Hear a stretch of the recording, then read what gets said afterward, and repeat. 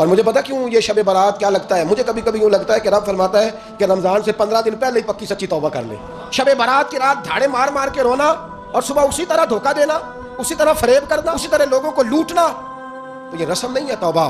توبہ تو بدل جانے کا نام ہے، توبہ تو پھر سنور جانے کا نام ہے۔ حضرت علی سے پیار کرنے والوں کے لیے الگ عنوان مولا علی نے کھول کے فرمایا شعبان کی 15ویں رات کو رات عبادت کرنا اور سویرے روزہ رکھنا۔ لیکن میں نے پہلے بھی کہا تھا، پھر کہتا ہوں، اگر ہمیں کوئی شخص کہتا ہے کہ شب برات کو اٹھ کے نفل نہ پڑھو، تو بھائی نفل ہم نے پڑھنے اللہ کی رضا کے لیے، ہمیں کسی بندے سے ڈگری لینے کی ضرورت نہیں۔ چیزیں انسان کا شوق ہوتی، کچھ چیزیں ایسی ہوتی ہیں جو آپ اپنے گھر والوں کو اس لیے فراہم کرتے ہیں کہ ان کی ضرورت ہے، کھانا پینا، رہنے کے لیے مکان دینا، پہننے کے لیے کپڑا دینا، یہ ان کی ضرورت ہے۔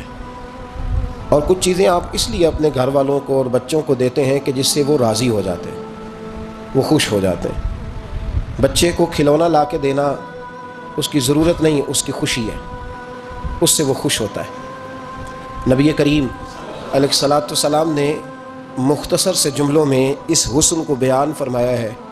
محبوب نے فرمایا ایک دوسرے کو تحفہ دیا کرو، اس سے محبت میں اضافہ ہوگا۔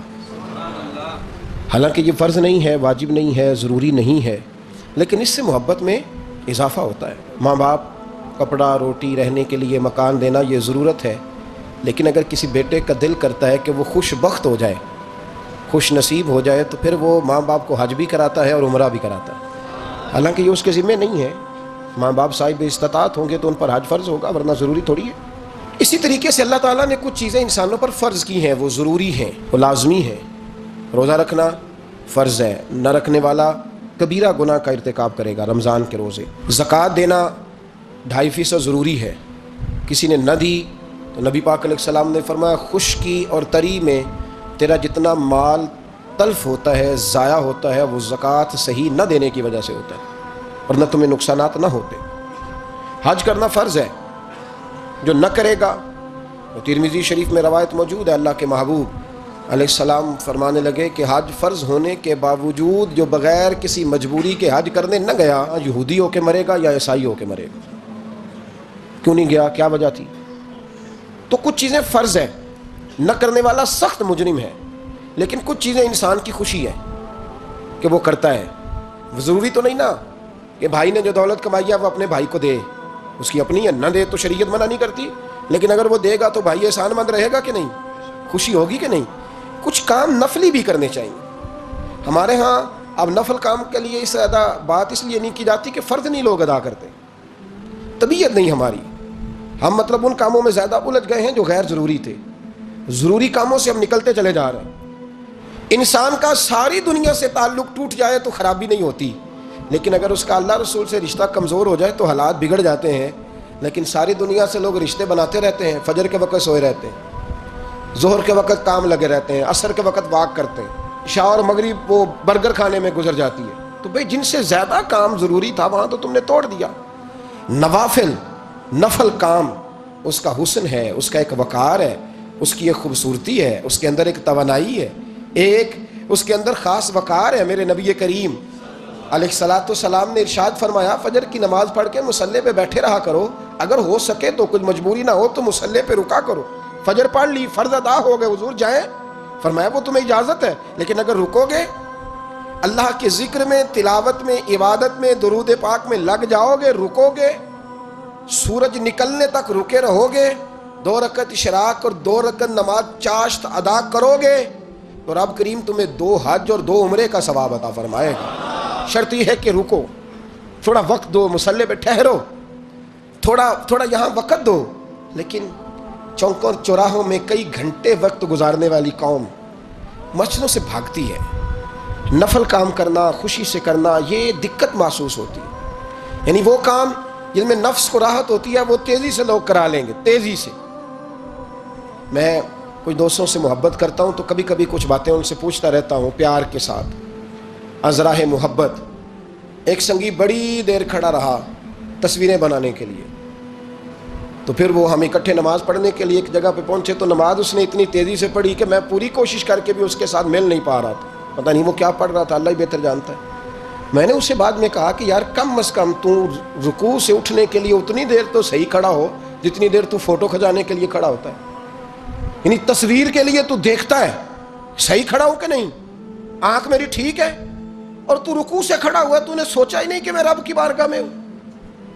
یعنی کیمرے کی آنکھ کے لیے تجھے سجنا آتا ہے, عرش کے رب کی بارگاہ کے لیے تجھے سورنے کا طریقہ ہی نہیں آتا. یہ خبر ہی نہیں کہ میں کہاں کھڑا ہوں, میرا معیار کیا ہونا چاہیے. یعنی اگر کپڑے برے پہنے ہو تو لوگ تصویر نہیں بنواتے, کہتے ہیں بری آئے گی, اور نماز پڑھ لیتے ہیں, اللہ قبول کرنے والا ہے. تو نے تو فوٹو تک قبول نہیں کی. نیکی کا کام کریں ذرا خوشی سے, ذرا ذوق سے, ذرا شوق سے, طبیعت کے اندر وہ وقار لائیں, وہ پیار لائیں, وہ میٹھا لائیں. دیکھیں نا قرآن مجید نے کہا لن تنالوا البر حتی تنفقوا مما تحبون. اگر تم چاہتے ہو نا کہ نیکی کے بلند سٹیٹس تک جاؤ, معیار بنے, تو پھر جو چیز تمہیں زیادہ پیاری ہے وہ اللہ کے راستے میں خرچ کرو. یعنی پیاری چیز, پیاری اللہ کی راہ میں خرچ کرو جو تمہیں محبوب ہے. حضرت عبداللہ ابن عمر فرماتے ہیں کہ میں بیٹھا تھا جب یہ آیت نازل ہوئی, تو ایک صحابی آئے, عرض کرنے لگے حضور میرا باغ ہے, اور یا رسول اللہ میں نے بس مجھے پیار ہو گیا اس زمین سے, میں نے سجایا ہے, میں نے سنوارا ہے, میں نے ہاتھوں میں رمبا پکڑ کر, کدال پکڑ کر میں نے اس کی آبیاری کی ہے. حضور میں اپنے ہاتھوں سے پتے کاٹتا رہا ہوں, جڑی بوٹیاں تلف کرتا رہا ہوں. حضور دنیا دیکھنے آتی ہے میرا باغ, لیکن محبوب رب کریم فرماتے ہیں پیاری چیز اللہ کے راستے میں خیرات کرو. تو یا رسول اللہ جی مجھے بڑا پیارا ہے, میں تو اپنے بچوں کو نہیں دوڑنے دیتا تھا کہیں پتے نہ توڑیں. حضور مجھے بڑا پیارا ہے, میں پیش کرتا ہوں, اسے قبول کر لیں. اس لیے کہ جو چیز زیادہ سونی ہو وہ سونے رب کی بارگاہ میں پیش کرنی چاہیے. اس لیے کہ وَمَن تَطَوَّعَ خَيْرًا فَإِنَّ اللَّهَ شَاكِرٌ. یہاں کیا حال ہے, یہاں مزاج عجیب ہو گیا. جب آپ کا وہ مزاج نہیں رہے گا, وہ انداز نہیں رہے گا, وہ کرم نہیں رہے گا. مجھے بڑی اچھی بات یاد ہے, حضرت شیخ محی الدین ابن عربی رحمۃ اللہ علیہ کے حالات میں پڑھ رہا تھا, بڑا بچپن کا زمانہ تھا, تو میں پڑھتے پڑھتے کتاب استادوں کے پاس لے گیا. میں نے کہا استاد جی یہ مجھے کچھ سمجھ نہیں آ رہی, بزرگ کیا لکھ گئے؟ تو کہنے لگے اس کو بند کر, میں تمہیں بتاتا ہوں. میں نے کہا حضور کیا؟ فرمانے لگے وہ بتانا یہ چاہ رہے ہیں کہ اگر تم جوانی کے سونے لمحات, خوبصورت جملے, خوبصورت وقت اللہ کے راستے میں دے دو گے نا, تو رب تمہیں وفادار دوست عطا فرمائے گا. اگر تم اپنے کردار کو خوبصورت رکھو گے, میلا کچیلا گدلا نہیں ہونے دو گے, تو رب تمہیں شاندار اولاد عطا فرمائے گا. اور اگر تم اپنا وقار کردار کے لحاظ سے اونچا رکھو گے تو اللہ کردار والی بیوی عطا کرے. مطلب سامنے سے مطالبہ نہ کر, تو دیکھ تو نے اس کے راستے میں کیا دیا ہے.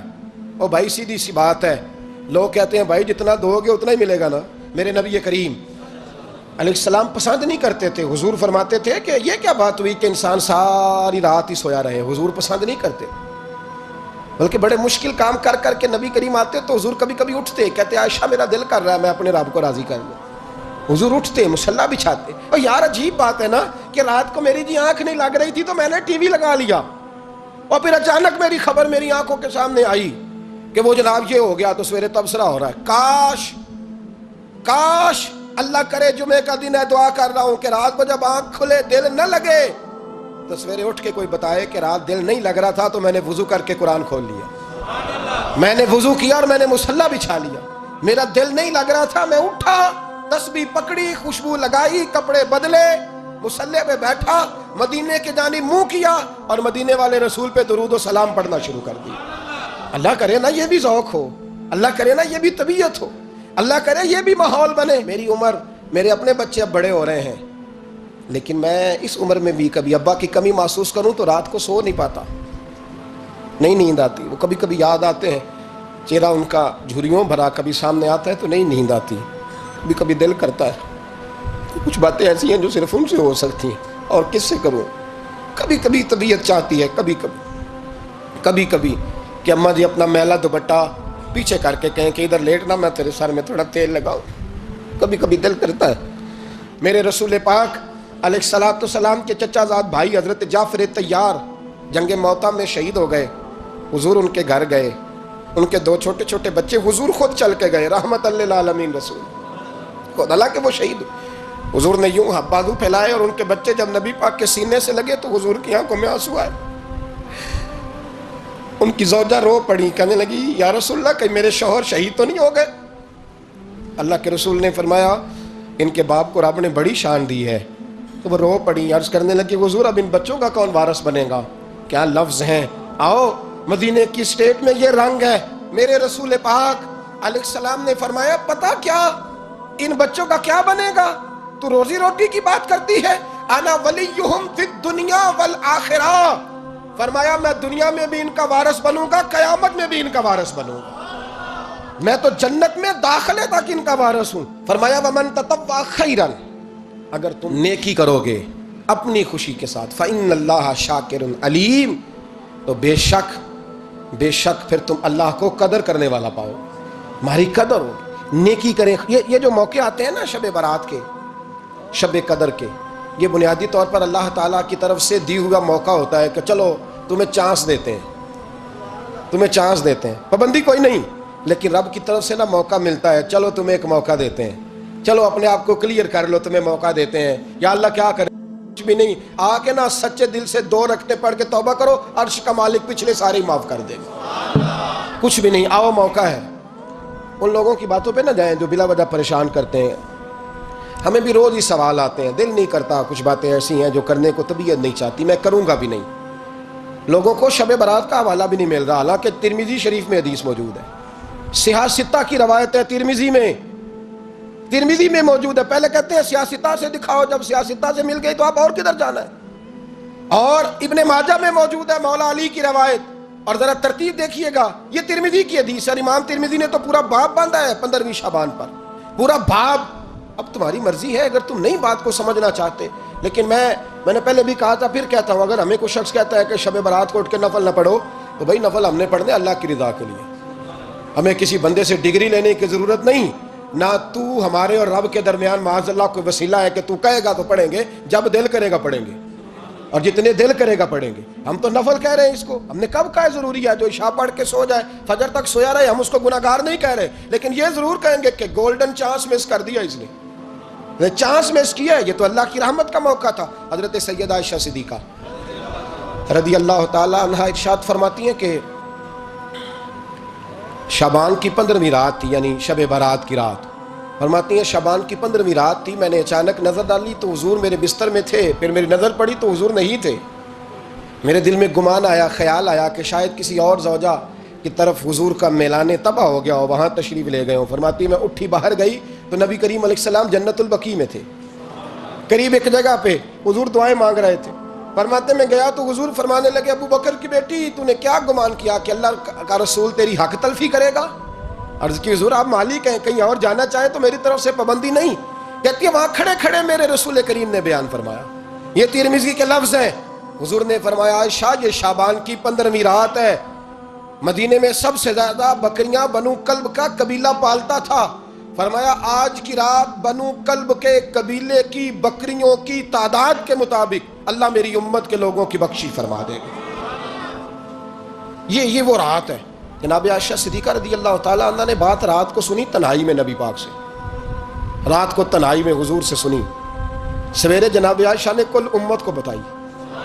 اگر یہ بات اہمیت والی نہ ہوتی تو بی بی صاحب آگے روایت کرتی، یہ کتابوں میں آتی، یہ لوگوں کو بتاتی. حضرت عائشہ نے روایت کیا اور مولا علی شیر خدا نے تو کھل کے کہا. ابن ماجہ میں حضرت علی سے پیار کرنے والوں کے لیے الگ عنوان. مولا علی نے کھل کے فرمایا شعبان کی 15ویں رات کو رات عبادت کرنا اور سویرے روزہ رکھنا. ویسے تو رب کریم ہر روز تہجد کے وقت پہلے آسمان پر نزول اجلال فرماتا ہے اور لوگوں کو فرماتا ہے کوئی بخشش مانگنے والا؟ اور فرمایا ہر روز تہجد کے وقت یہ اعلان ہوتا ہے، پر شب برات کو نا شروع رات سے یہ اعلان شروع ہو جاتا ہے. کیا انداز ہے! مولا علی شیر خدا حدیث روایت کرتے ہیں، رنگ کیا ہے؟ فرمایا باقی راتوں میں نا تھوڑا سا پیکج ہوتا ہے، تھوڑا سا آخری حصے میں رات کے. شب برات کو نا رات چڑھتے ہی اللہ پہلے آسمان پر جو اس کی شان کے لائق ہے نزول جلال فرماتا ہے، اور پہلا جملہ یہ فرماتا ہے کوئی معافی مانگنے والا؟ اللہ کرے آپ کو سمجھ آئے. یعنی معافی دینے والا کہہ رہا ہے چلو آؤ ادھر آؤ ذرا معافی مانگو، میں معاف کرنے آیا ہوں. مانگو معافی. ہے کوئی معافی مانگنے والا؟ معاف کر دیں گے. اور آپ فرماتے ہیں ہے کوئی رزق مانگنے والا؟ وہ جو بڑی درخواستیں دیتے پھرتے ہیں نا مختلف اداروں میں، وہ ایک درخواست نا کل شب برات والی رات بھی دے. اللہ کرے آپ کو سمجھ آئے. وہ جو کہتے ہیں نا بڑی کمپنیوں میں نے اپلیکیشن جمع کرائی ہے تو کہیں کام نہیں بن رہا تو نسخہ دے رہا ہوں، ایک اپلیکیشن کل رات بھی جمع کراؤ انشاءاللہ کام بن جائے گا. اور میں نہیں کہہ رہا، مولا علی شیر خدا فرما رہے ہیں. اور وہ خود نہیں فرما رہے، وہ نبی پاک کا فرمان نقل کر رہے ہیں، اور وہ رسول اللہ صلی اللہ علیہ وسلم کی بات نہیں بیان کر رہے، وہ کہتے ہیں رب فرماتا ہے کوئی روزی مانگنے والا؟ سارے سیٹھوں، نوابوں، جاگیرداروں کے پاس جا جا کے تھک گئے ہو، ایک دن میرے کہنے پر، ایک رات، ایک دیہڑی ذرا شب برات والی لگا کے تو دیکھو، پر شرط یہ ہے کہ یقین کامل ہو، ارادہ یہ، مطلب اللہ معاف کرے آپ نے ناراض نہیں ہونا، لیکن وہ ماحول اس طرح کا ہے کہ شب برات کو ایک دو ساتھی کو کہا رات کو عبادت کر کہتے جی وہ تو ٹھیک ہے پر سویرے چھٹی نہیں، کام کرنا ہے، یعنی رب کہہ رہا ہے کہ تو آ جا شب برات کی رات، جو مانگے گا وہ تجھے، لیکن یہ ادھر نہیں توجہ کر رہا، یہ کہتا ہے سویرے 10 بجے دکان نہ کھلی تو مشکل ہو جائے گی، دفتر نہ گیا تو حالات آپ دیکھیں ذرا، اب جب یقین اس طرح کا ہو تو پھر تو بھائی ساری زندگی اداروں میں درخواستیں دینی ہے، پھر آپ جیسا آپ کا مزاج ہوگا، اللہ تعالیٰ تو بندے کے گمان کے قریب ہے، تو میرے رسول پاک علیہ السلام نے ہمیں یہ میسج دیا، پیغام دیا، فرمایا اس رات جو اولاد مانگے گا رب اسے بھی عطا فرمائے گا، اس رات جو اللہ سے بخشش مانگے گا اللہ اسے بھی دے گا، اس رات جو رب کریم سے عزت مانگے گا اللہ اسے بھی عطا کرے گا۔ شارحین نے لکھا اس رات جو رب سے پردہ پوشی مانگے گا اللہ اسے پردہ پوشی بھی عطا کرے گا، جو جنت کا سوالی ہوگا رب اپنے فضل سے عطا فرمائے گا۔ کوشش فرمائیں، کوشش فرمائیں۔ 10 محرم کو ہمارے ہاں لوگ جاتے ہیں قبرستان، وہ کسی حدیث سے ثابت نہیں، میں منع نہیں کر رہا، جائیں 9 محرم کو جائیں، 10 کو جائیں، 11 کو جائیں، 8 کو جائیں، سفر میں جائیں، ربیع الاول میں جائیں، قبرستان میں جب بھی جائیں، منع نہیں ہے، لیکن شب برات والی رات تو خود رسول کریم گئے ہیں نا قبرستان۔ اب جو بات میں نے سمجھانی ہے اس کو سمجھیں، نبی پاک کی والدہ کا مزار نہیں ہے وہاں جنت البقیع میں، حضور کے کو بھائی بہن، حضور کیا کرنے گئے؟ امت کی بخشش کے لیے گئے۔ شب برات کی رات لالچی نہ بنے کہ صرف میں نے اپنے لیے روزی مانگنی ہے، کل امت کے لیے مانگے رب کریم سے، مانگے اپنے بھائی کے لیے، مانگے اپنی بہن کے لیے، مانگے اپنے بیٹے کے لیے، مانگے اپنی بیٹی کے لیے، مانگے اللہ کریم سے، یہ مانگنے کی رات ہے۔ پچھلی راتی رحمت رب دی کرے بلند آوازہ، بخشش منگن واریاں کارن کھلا جے دروازہ، آئیں اللہ کی بارگاہ میں اس رات کو کھل کے دعا مانگیں۔ قبرستانوں میں نا کچھ قبریں ایسی ہیں کہ جو بتاتی ہیں کہ سالوں بیت گئے ہیں کوئی آیا نہیں، کچھ قبریں بتاتی ہیں، کچھ بڑے قبرستان بڑے شہروں میں ایسے بھی ہیں کہ جن کا گورکن کہتا ہے کہ مجھے کمیٹی نے کہہ دیا ہے جہاں 4-5 سال کوئی نہ آئے وہاں نئی قبر بنا دیا کرو، نئی قبر بن جاتی ہے معاذ اللہ۔ کئی قبریں ایسی ہیں جن پہ سالوں بیت گئے کوئی لوٹا نہیں، اور مشکات میں حدیث ہے میرے نبی کریم علیہ السلام نے فرمایا جو قبر میں ہوتا ہے وہ تو اس آدمی کی طرح ہے جو دریا میں ڈوب رہا ہے، انتظار ہو رہا ہے قبروں میں میرا بیٹا دعا کرے، میرا بھائی دعا کرے، اور اگر بچہ دفن ہے تو وہ کہتا ہے میری ماں دعا کرے، میرا باپ دعا کرے۔ کوشش کریں شب برات بعد از مغرب یہ رواج پیدا کریں، یہ رسول اللہ کا طریقہ ہے صلی اللہ علیہ وسلم، قبرستان میں جائیں اور جا کر کے وہاں اللہ تبارک و تعالیٰ سے دعا مانگیں کہ یا اللہ جو اس قبرستان میں لیٹے ہیں وہ بھی، اور جو آج تک کلمہ پڑھنے والے دنیا سے گئے وہ بھی، اور جو قیامت تک جائیں گے وہ بھی، اے اللہ تو سب کی بخشش فرما دے۔ اللہ کی رحمت کو محدود نہ کریں کہ صرف مجھے بخش دے، اسے کہیں یا اللہ کل کی بخشش فرما۔ ساری امت کے لیے دعا کریں شب برات کی رات۔ حضرت سعدی شیرازی فرمایا کرتے تھے کچھ لوگوں کے آنسو مجھے رلا جاتے ہیں، فرماتے ہیں کچھ کی آنکھیں دیکھ کے رو پڑتا ہوں، لہٰذا میں جب بھی ذکر کرتا ہوں محفلوں میں بیٹھ کے کرتا ہوں، تنہائیوں میں مجھ سے نہیں ہوتا، تو جس سے نہیں ہوتا وہ آئے نا، مسجد میں آئے، رات عبادت کریں، کل مغرب سے پہلے کام سمیٹ لیں سارے، اور مغرب کے بعد یہ رات شروع ہوگی، مغرب کے بعد ایک چھٹی کر لو اللہ رسول کے لیے، کر لیں گے انشاءاللہ تعالی ایک چھٹی، اور توبہ کی رات ہے، یہ توبہ کرنی ہے۔ توبہ کس کو کہتے ہیں؟ توبہ کا معنی ہے پچھلے گناہ پر پچھتانا، شرمسار ہونا، کہتے نہیں اے کاش میں نہ کرتا، اور وہ لفظوں میں نہیں، جملوں میں نہیں، توبہ رٹی رٹائی نہیں، شرمسار ہونا اور آئندہ گناہ نہ کرنے کا پکا ارادہ کرنا، اس کا نام توبہ ہے۔ دیکھیں اللہ تعالیٰ فضل کرے، میں نے پچھلے سال کہا تھا پھر کہتا ہوں، مسجدوں سے نا شب برات کی رات، شب قدر کی رات چیخوں کی آوازیں آتی ہیں، لوگ اتنا روتے ہیں نا، رونا چاہیے، کم روتے ہیں زیادہ رونا چاہیے، لیکن سوال یہ ہے کہ اتنا زیادہ لوگ شب برات کی رات روتے ہیں، کیا پھر سویرے بددیانتی ختم ہو جاتی ہے؟ جو رات مسجد میں کھل کے رو کے آیا ہے اس کا پروگرام ہے نا کہ اب ملاوٹ کبھی نہیں کرے گا، اب گاہکوں سے جھوٹ کبھی نہیں بولے گا، اب وہ بددیانتی کا معاملہ کبھی نہیں کرے گا، لیکن رات روتا بھی رہے اور سویرے پروگرام یہ ہو کہ میں نے پھر لوگوں کو فریب دینا ہے، داؤ لگانا ہے، تو اس نے توبہ کیا رات کے یہاں بس یہ ایکٹنگ کر کے لوٹ آیا، یعنی بڑی سجا بنا کر کے سوار کر کے رات توبہ کی. کیا مطلب ہے توبہ کا؟ کہ توبہ آپ نے کی. حضرت حسن بصری سے کسی نے کہا توبہ کیا ہے؟ فرمانے لگے توبہ یہ ہے کہ جس گلی سے رب نے تجھے منع کیا ہے دوبارہ پھر تو اس گلی میں نظر نہ آئے، تو نظر ہی نہ آئے، اور جس جگہ جانے کا رب نے تجھے حکم دیا ہے پھر تو دوبارہ وہاں سے غیر حاضر نہ ہو. اگر یہ پروگرام ہی نہیں، ارادہ ہی نہیں. بچے ایک دو مجھے کہنے لگے کل حضرت صاحب توبہ کے موضوع پر ہم نے گفتگو کرنی ہے تو کوئی باب بتائے کہاں پہ ہے. کچھ بچے شاگرد ہیں، کچھ مسجدوں میں جمعہ پڑھاتے ہیں. ایک نے مجھ سے کہا تو میں نے کہا بیٹے پہلے مسجد میں جاؤ، 2 نفل پڑھو، توبہ کرو، توبہ کا ارادہ بناؤ. یہ رسم نہیں ہے. وہ نعت خاں بھی تو توبہ کر لینا جو شب برات کے دن لوگوں کو توبہ کرانے آیا ہے اور 25,000 کا سودا کر کے آیا ہے. تو آج اس کام سے تو توبہ کرنا، یہ نوٹ پھکوانے سے تو توبہ کرنا. یہ رسم ہے. ساری رات توبہ توبہ توبہ توبہ، یہ کیا معنی ہے اس کا؟ کیا مطلب کریں؟ امام غزالی فرماتے ہیں کہ ایک آدمی بادشاہ کا گارڈ تھا، سپاہی تھا، اس کا پہرے دار تھا، نگرانی کرتا تھا، بڑی وفاداری سے نوکری کرتا رہا. بادشاہ نے اسے تنخواہ کے علاوہ بھی بڑا نوازا، بڑا نوازا، بڑا نوازا. اسے بادشاہ نے بڑے الاؤنسز دیے، بادشاہ نے بڑا کچھ دیا، مکان دیا. کچھ سالوں کے بعد بادشاہ کو پتا چلا کہ یہ میرے لیے نہیں آتا تھا، اس کی تو میری کنیز پر نظر تھی. اس نے تو رات کی ڈیوٹی اس لیے لگوائی تھی کہ کنیز پر نظر تھی.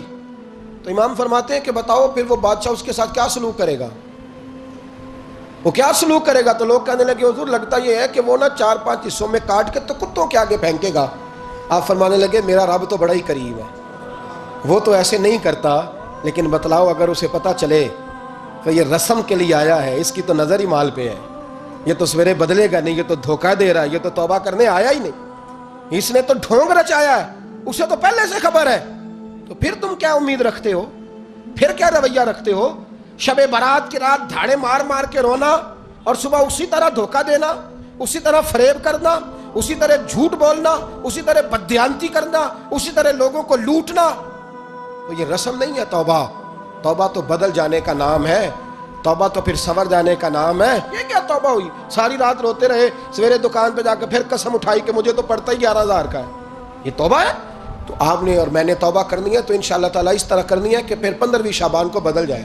اور مجھے پتا کیوں یہ شب برات کیا لگتا ہے؟ مجھے کبھی کبھی یوں لگتا ہے کہ رب فرماتا ہے کہ رمضان سے 15 دن پہلے ہی پکی سچی توبہ کر لے، تیاری کر، پاک صاف ہو جا، تاکہ جب رمضان آئے نا تو پھر تجھے پاک ہونے کی ضرورت نہ پڑے. بس پھر تو آتا جائے اور میں تیرے اوپر رحمت نچھاور کرتا جاؤں. بس تو پہلے ہی تیاری کر، 15 دن پہلے، 14 دن پہلے تیار ہو جا. کل رات اپنے آپ کو ذہنی طور پر تیار کریں، بچوں کو تیار کریں، گھروں کو تیار کریں. اب جب مہمان آتے ہیں نا بڑا کچھ کرتے ہیں. شب برات آئے تو مصلی ایک دفعہ دھویا کریں، ایک دفعہ مصلی دھویا کریں.